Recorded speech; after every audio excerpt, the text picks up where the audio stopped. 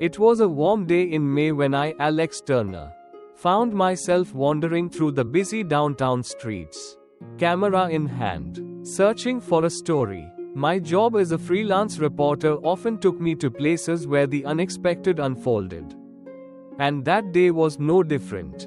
A small crowd had gathered around a man sitting on the sidewalk, chalk in hand, as he worked diligently on a large, vibrant mural. The man, a street artist by the name of Joshua Hinson, was creating an intricate chalk drawing, capturing the essence of a city that never stopped moving. The colors of his artwork seemed to blend with the pavement, almost like a transient dream, a vision soon to be washed away by the next rain. But it wasn't the art that caught my attention. No, it was the sight of two police officers, one older and one younger, approaching Joshua with purpose. "Hey, what's going on here?" Officer Breton, the senior officer, asked, his voice steady but stern. Joshua looked up, a flicker of surprise in his eyes. "I'm creating, officer, just a little art on the sidewalk." "Art?" Officer Breton's tone turned skeptical. "It looks like graffiti to me." Joshua's smile faltered. "It's chalk, officer. It's not permanent. I'm not defacing anything." The younger officer, Officer Gonzalez, stood behind Breton, his eyes scanning the scene with uncertainty. I could tell he was still trying to make sense of the situation, unsure of how to respond to the exchange unfolding before him. "We've had a call about vandalism," Officer Breton continued. "You don't have a permit for this, and you're causing a public disturbance." Joshua's eyes narrowed as he stood up, brushing chalk dust from his hands. "I've been arrested for this before. Officer, you can arrest me if you want. But I'm not breaking any laws. I'm just creating." There was a long pause as Officer Breton looked him up and down, perhaps considering the situation. His partner, Officer Gonzalez, seemed hesitant, unsure if the arrest was justified. Yet, the senior officer's mind was already made up. "Step back," Breton ordered, signaling to Gonzalez. "We're arresting him for defacing public property. We can sort this out later." The atmosphere grew tense, and I felt the weight of the moment. Joshua stood there, his eyes locked on the officers. But his voice remained calm. "You can't arrest me for creating something that's going to disappear in a matter of hours." At that moment, I decided to intervene. My role as a reporter often required me to step into situations like these, though it wasn't always easy. "Hey, officers," I said, walking toward them. "Maybe we should let him finish. It's just chalk. It's not permanent." Officer Breton shot me a sharp look. "This doesn't concern you, miss," he snapped. But Joshua wasn't backing down. He wasn't afraid of being arrested. But he also wasn't willing to let his art be silenced without a fight. I could see that in his eyes. The situation had escalated, and within minutes, Joshua was handcuffed and placed in the back of a squad car, his chalk drawings abandoned on the sidewalk. As the officers began to drive away, I couldn't help but feel the weight of the injustice in the air. Was this really about the chalk art? Or was it about something deeper? I knew this wasn't over. Something told me that the story would unfold in ways I couldn't yet predict. But there was one thing I knew for sure. What happened next would be even more surprising than I could have imagined. It wasn't long before I found myself standing in the shadows of the police station, the hum of the city outside barely reaching my ears. The sun had long since disappeared behind thick clouds, leaving an uneasy gloom in the air. Joshua Hinson had been carted off to the station, arrested for something as trivial as chalk art. I couldn't shake the feeling that this was just the beginning of something far bigger, something that was about to explode. I had kept my distance from the precinct for a few hours, but now, it seemed like the right time to follow up. As I entered the building, I was met with the usual buzz of police officers going about their business. Phones ringing, paperwork being shuffled. But today, the station felt different, almost like it was holding its breath. Inside, Officer Breton was pacing near the reception desk, his face etched with frustration. His partner, Officer Gonzalez, stood silently to the side, his eyes flicking nervously between the ground and his superior. It was clear that the situation had gotten under their skin, but neither of them seemed willing to acknowledge it. I approached the desk, trying to keep my movements casual. "Is Joshua Lehinson being processed?" I asked, my voice calm but firm. I knew they couldn't stop me from getting information. This was public property. After all, Officer Gonzalez turned to look at me, his face pale. He didn't respond immediately, but his hesitation spoke volumes. Officer Breton shot him a look, then turned to face me. "You are the reporter, right?" Breton asked, his voice laced with annoyance. "What do you want with him?" "I want to know why you arrested him," I said, locking eyes with him. "Why did you take him in for drawing on a sidewalk with chalk?" Breton's jaw clenched. "It's not just chalk, it's vandalism. Plain and simple." I could see the anger bubbling beneath his words. And it wasn't directed at me. He was angry with himself. As I pressed the issue, I noticed something in his eyes: doubt, confusion. He didn't want to be in this position. He had clearly hoped the situation would resolve itself quickly. But it hadn't. And now, it was escalating.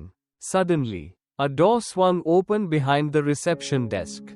Sergeant Chad Mandry stepped into the room, his broad shoulders filling the doorway.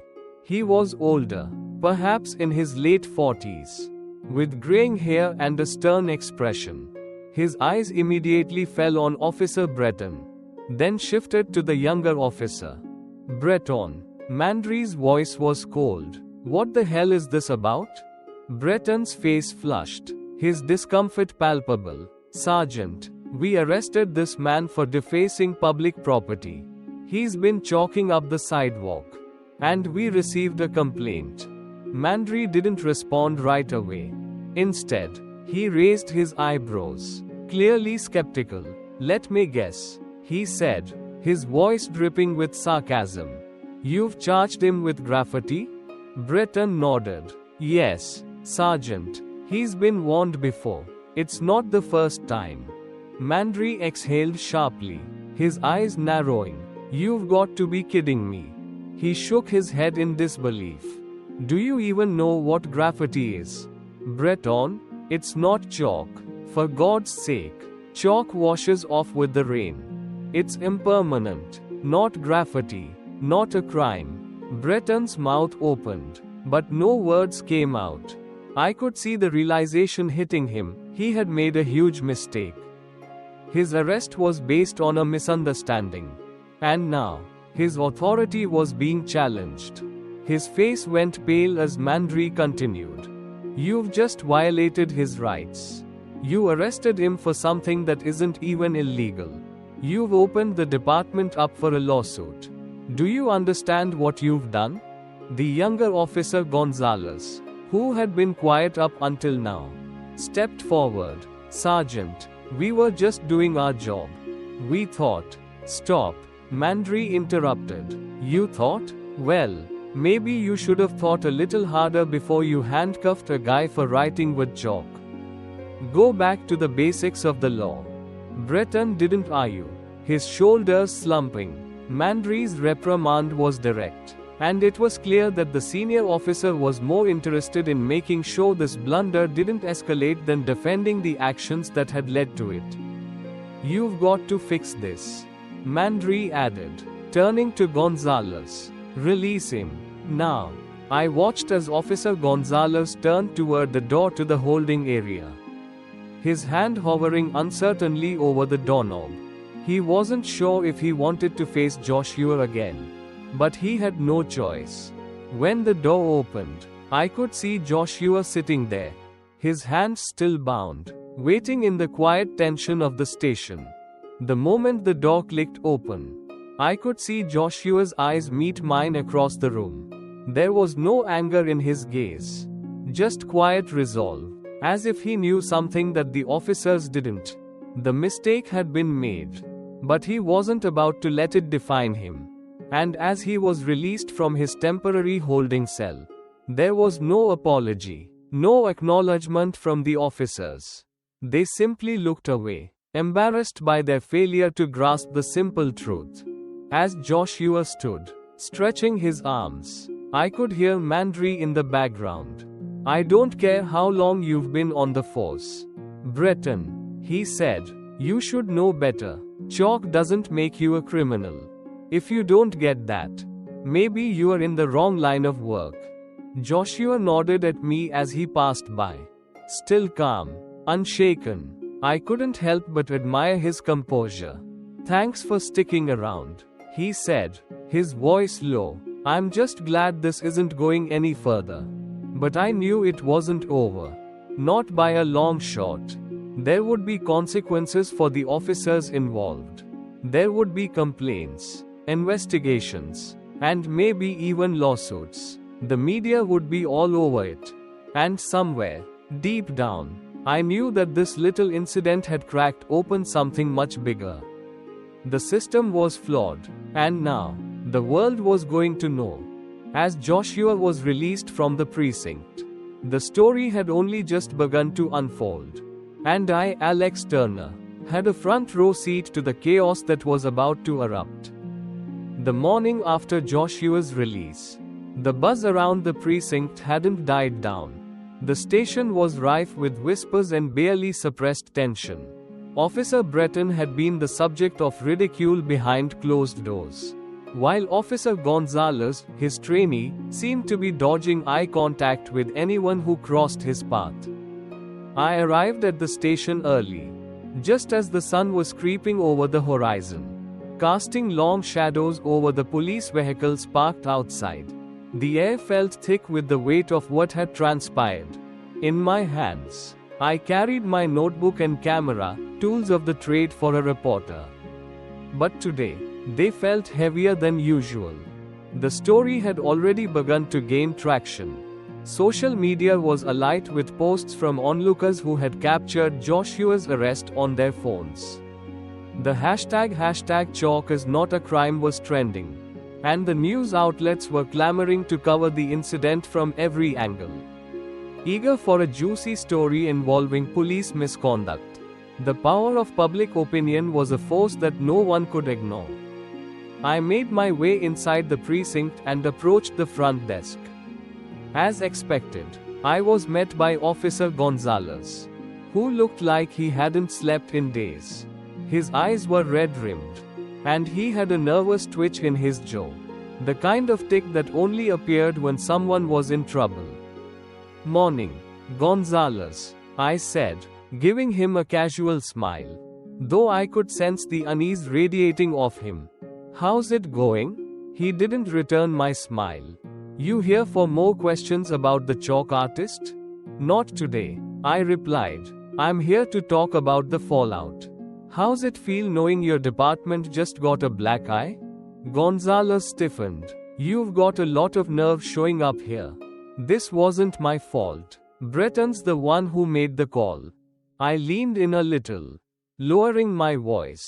"I didn't see you doing much to stop it either. You were right there when it happened, weren't you?" His face turned a shade of crimson. But before he could retort, Sergeant Mandry walked past, heading toward the back offices. He didn't even spare us a glance. But the tension in the air thickened as he disappeared behind the door.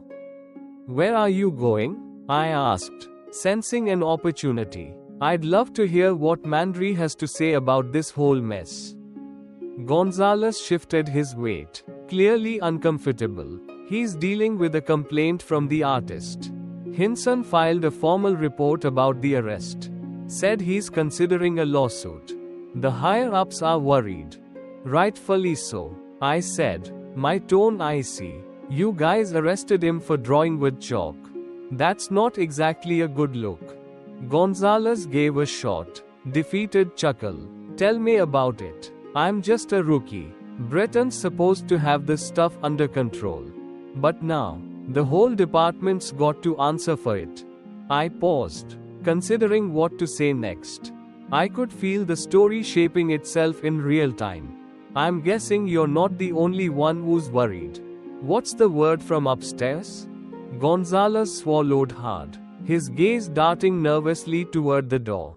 It's bad, really bad. Breton's in there with Mandry right now. He's about to get a formal reprimand. I don't know if he's going to keep his badge after this. A chill ran down my spine. There was more to this story than just an artist and a misunderstanding. The department's reputation was on the line. And there was a very real possibility that someone's career might be over because of a simple mistake, one that could have been avoided if anyone had bothered to take a moment to think. As if on cue, the door to Mandry's office opened, and out stepped Officer Breton. His face pale, his jaw clenched in frustration. He didn't look at me, but I could feel the heat radiating from him as he passed. Behind him, Sergeant Mandry remained in the doorway, his arms crossed, a look of quiet disappointment on his face. Well, this just keeps getting better, doesn't it? I muttered under my breath. I followed Breton outside, keeping my distance but watching closely. He was heading to his car, and I could tell he wasn't in the mood for a conversation. But I needed the scoop. So I took a deep breath and approached him. Breton, I called, trying to sound casual. Mind if I ask a few questions about the incident last night? You know, the one where you arrested a guy for drawing with chalk? He froze in his tracks, his back stiffening at the sound of my voice. After a long pause, he turned around, and for the first time since I'd seen him, there was a crack in his armor. He looked tired, more tired than I'd ever seen a cop look. You think this is easy? Breton's voice was low, almost a growl. You think I wanted this? I didn't choose this fight. I was just doing my job. I get that, I said, trying to maintain my composure. But you made a mistake. And now, the whole department's paying for it. How does that feel? He glared at me, but then something in his eyes softened. Just a little. He didn't respond immediately. Instead, he sighed deeply. You don't get it. I've been on the force for 15 years. 15 years without any issues. And now this thing. This chalk artist. I should have known better. But in the moment, I thought it was just another case of someone disrespecting public property. I never imagined it would blow up like this. I nodded, but it did. And now, you are facing the consequences. Breton's lips pressed into a tight line. Yeah, and you're right. I screwed up, but it's not just me. Officer Gonzalez was right there, too. He didn't stop me. He didn't speak up. I paused, considering his words. So you are saying this is all on you? You are taking the fall for something that's just as much his fault? Breton didn't answer immediately. He just stood there, looking away into the distance. I knew he wasn't going to say much more. The weight of his actions had sunk in. But before he could retreat any further into silence, I asked the question I had to know the answer to. What happens now? Breton turned back toward me, his face hardening once again. Now, we wait. The department's going to have to make a decision about my future here. Whether I keep my badge, or whether I'm out the door. As I watched him walk away, a sense of finality hung in the air. It wasn't just about chalk anymore. This was about pride, reputation, and the fragile balance between authority and accountability. Inside the station, Sergeant Mandry was preparing for his own battle. The mayor had already heard about the incident and demanded a meeting. There would be a public outcry, a formal investigation, And a question that loomed over everyone: how had this gone so terribly wrong? Joshua Le Hinson's chalk art was about to take on a whole new level of significance. And somehow, I was caught right in the middle of it. The days following Joshua's release were nothing short of a whirlwind. The media had picked up the story, and every major news outlet in town seemed to have a camera crew outside the precinct, waiting for some kind of statement. The hashtag chalk is not a crime had gone viral. And soon, it wasn't just local journalists asking questions, it was reporters from national networks. I had to admit, I'd never seen anything like it. What had started as a minor public disturbance had turned into a full-blown scandal. One that threatened to tear apart the police department's credibility. But what intrigued me more than the media frenzy was the way the situation was evolving behind the scenes. The real story was no longer about a chalk artist. It was about a system that had failed in a fundamental way. The fallout from the incident had spread like wildfire. Officer Breton had been placed on administrative leave, pending an internal investigation. The department had issued a statement saying that an inquiry was underway. But the public was hungry for more. And somewhere deep down, I knew that Joshua Le Hinson wasn't the only one who was about to be affected by the decisions that had been made that day. I walked into the precinct early one morning, the tension in the air palpable. It wasn't just the officers who felt it, the whole station was on edge. Conversation stopped when I entered the lobby, eyes glancing nervously over at me as I made my way toward the front desk. Officer Gonzalez was standing there, looking even more disheveled than before. The stress of the situation had clearly taken its toll on him.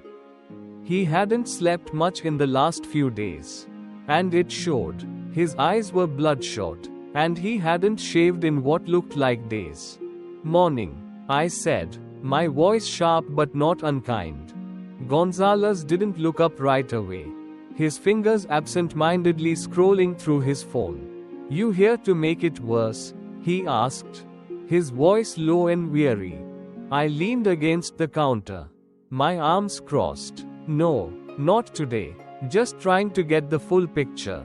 "How's Breton holding up?" Gonzalez finally looked up, his face tired but resigned. "Not good. He's a mess.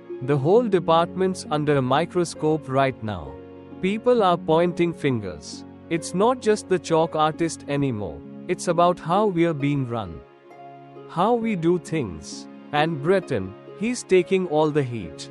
I nodded. It was no surprise. When things went wrong in a department, the higher-ups always sought a scapegoat.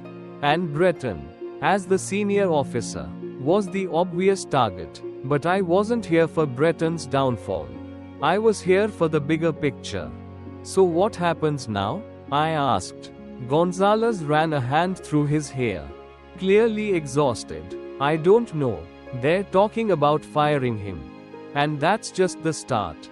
If the mayor gets involved, if the press keeps pushing this, we might be looking at lawsuits, public protests, even investigations into other officers. This could destroy everything." I took a deep breath, weighing his words carefully. The stakes were higher than I had imagined.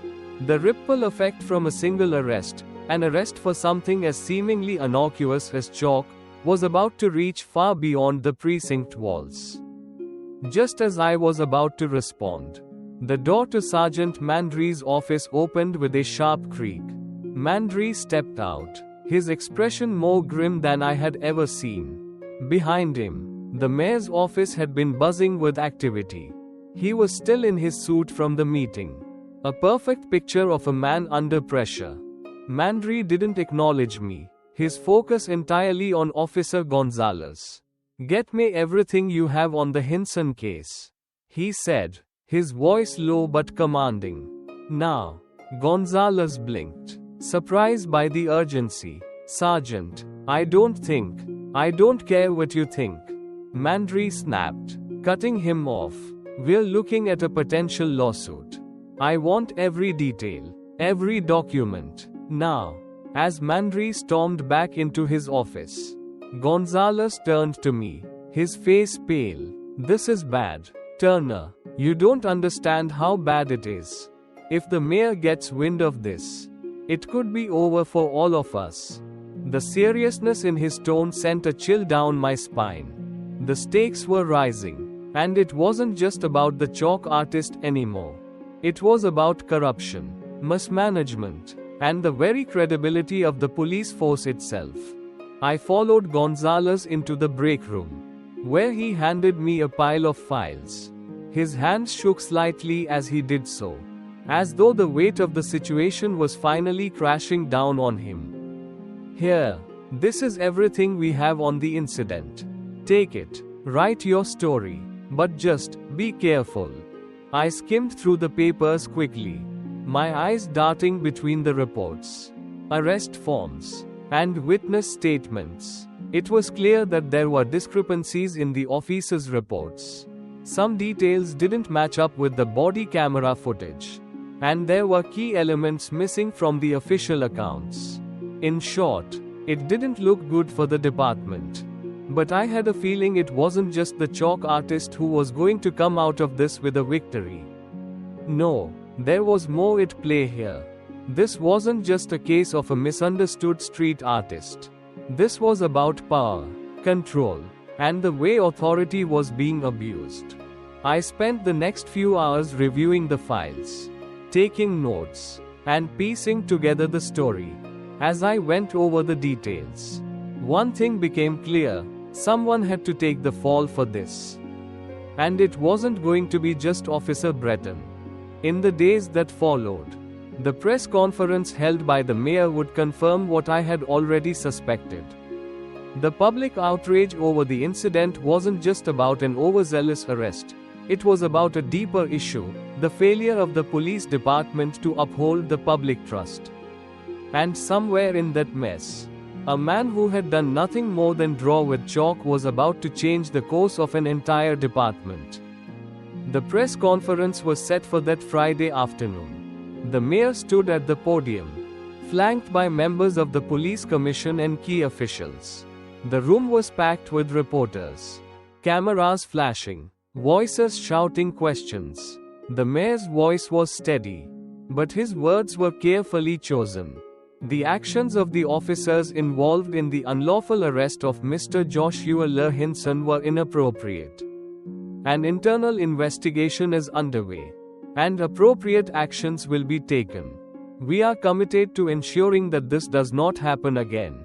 The media room erupted in questions, but the mayor simply stepped back, signaling that the press conference was over. As the cameras flashed and reporters scrambled for their next stories, I couldn't help but notice the look on Sergeant Mandry's face. It wasn't relief. It was something far more complicated. The storm wasn't over yet. It was only just beginning. The week following the press conference was a blur. The media storm that had started with a small chalk drawing had escalated into a full-blown crisis. The fallout from Joshua Lehinson's arrest had reverberated throughout the city, and the police department was on the verge of collapse. Whispers of internal investigations, potential resignations, and public protests swirled in the air.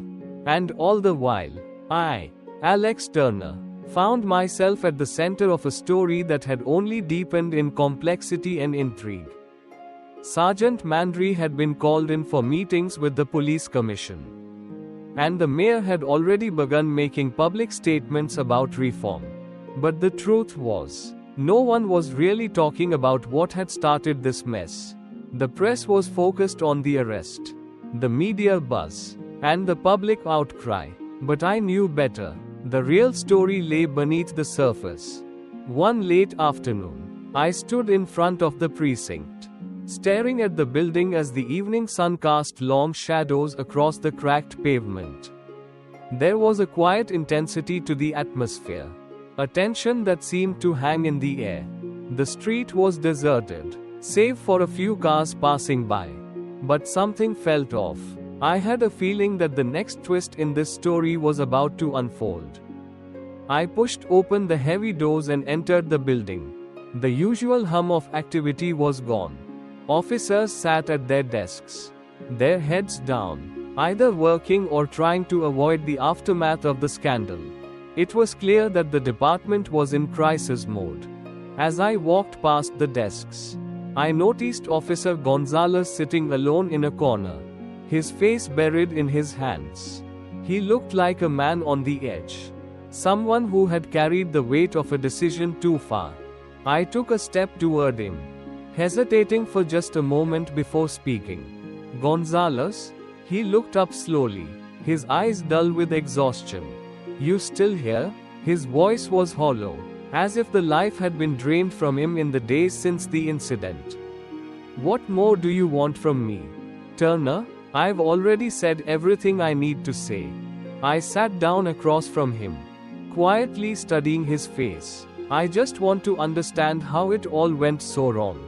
Was it just Breton, or was there something deeper happening here?" Gonzalez leaned back in his chair, rubbing his eyes as if trying to make sense of it all. "It wasn't just Breton," he admitted quietly. "It was the whole system. The pressure to arrest someone. The pressure to make it look like we were doing our jobs. It's all about appearances in this department. It's always about keeping things smooth, keeping the public from questioning us. But when things go wrong, when they really go wrong, we have nowhere to turn." His words hit me harder than I expected. This wasn't just an isolated incident. It was a symptom of a larger problem within the department. A culture of control, of playing to the public's expectations, of treating people like numbers. I had seen it before, in different forms, in different places, but hearing it from an officer who had been part of that system hit home in a way I hadn't anticipated. "And now?" I asked. "What happens next?" He exhaled sharply. "Now, we wait. The mayor's holding more meetings, trying to make the whole thing go away. Breton's probably going to lose his job. He's been on leave for days. And me? I don't know. I don't think I can stay here much longer. It's not the kind of place I want to be a part of anymore." I could see the resignation in his eyes. He had become disillusioned with the very system he had once pledged to protect. And as much as I wanted to blame him for his inaction during Joshua's arrest, I couldn't ignore the deeper truth. He was part of a broken system, one that had allowed corruption, negligence, and overreach to thrive unchecked. Just then, Sergeant Mandry walked into the room, his presence immediately filling the space. His eyes scanned the room, stopping when he saw me sitting with Gonzalez. "Turner," he said curtly, "we need to talk." I stood up, feeling the weight of his gaze. He wasn't the type of man to waste time with pleasantries. "What's going on, Mandry?" "The mayor's already made his statements, and the media's still all over this. It's clear this department is in trouble." Mandry's expression didn't shift. "You don't know the half of it. The investigation into Breton is still ongoing. But the real trouble is with the public perception. They think we've lost control. And they're right." He ran a hand through his graying hair, as if the stress of the situation was starting to take its toll. "Look, Turner, I'm not proud of how this went down. I didn't think it would escalate like this. But it's not just about a chalk artist anymore. It's about the integrity of the entire department. And right now, we're fighting to keep it from falling apart." I could see the weight on his shoulders, the burden of a man trying to salvage something from the wreckage. He was a man caught between duty and the growing realization that the system he'd served for so long was no longer sustainable. "Do you think you can fix it?" I asked, not out of cynicism, but because I genuinely wondered if there was a way to rebuild the trust that had been shattered. Mandry looked at me for a long moment, his gaze steady. I don't know if I can. But I have to try. I nodded, understanding that his words were as much a plea as they were a statement of fact. No one person could fix what had been broken, especially not in a system that had allowed this kind of situation to unfold unchecked. But the attempt had to be made. The next few weeks were a blur of meetings, investigations, and public statements. Officer Breton's fate was sealed. He was officially terminated from the force. And Joshua Lerhinson was vindicated, his wrongful arrest leading to a settlement and an apology from the department. But the repercussions were far-reaching. The entire department was under review, and several other officers were placed on leave as investigations continued. For Gonzalez, the writing was on the wall. He resigned shortly after Breton's firing, citing the toxic environment and the lack of accountability as his primary reasons for leaving. It was a somber exit for a man who had once worn the badge with pride, now stripped of any semblance of loyalty to a system that had failed him. And for Joshua, the victory was bittersweet. The settlement and public apology didn't erase the humiliation he had endured. Nor did it change the fact that his art had been attacked by the very people sworn to protect him. But at least now, the world had seen the truth. His chalk drawings, once dismissed as vandalism, had become symbols of resistance, of standing up against authority when it oversteps. As for me, the story had come full circle. The chalk artist had become a symbol of a larger issue, one that had sparked a conversation about power, control, and accountability in a system that had long gone unchecked. I had been there to capture it, to bear witness to a moment of reckoning for both the police department and the city as a whole. In the end, it wasn't just about art. It was about standing up for what's right, even when the odds are stacked against you. It was about holding people accountable, whether they wear a uniform or carry a camera. And it was about understanding that sometimes, the smallest act of defiance can spark the greatest change.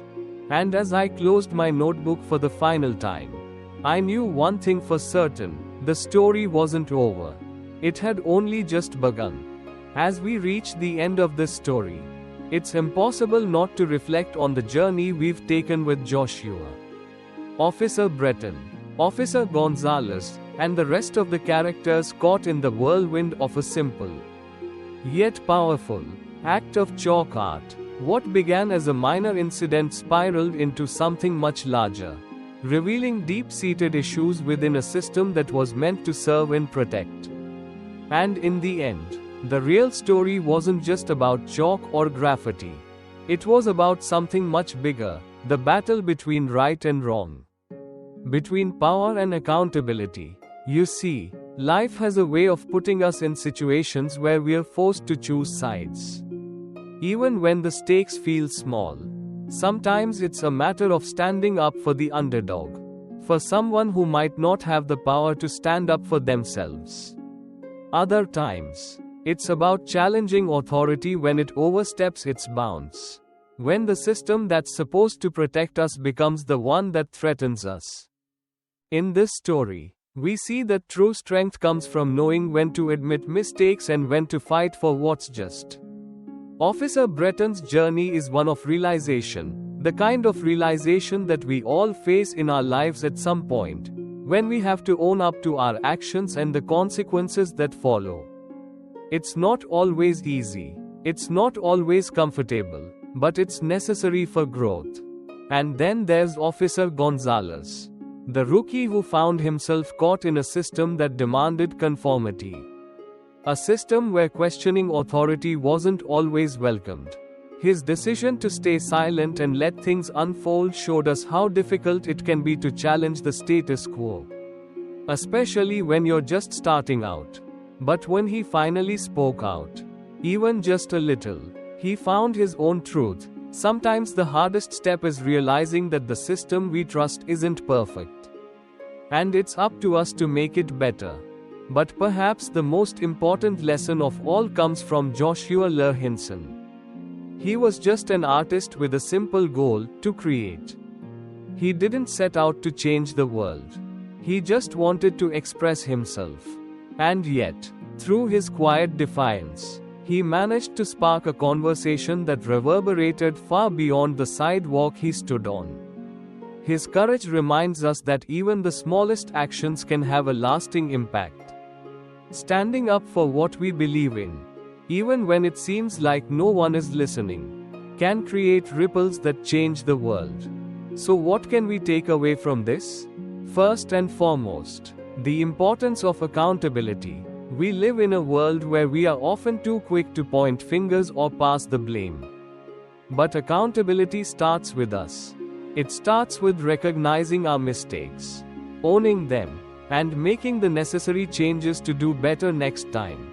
Next, we're reminded that it's okay to question authority.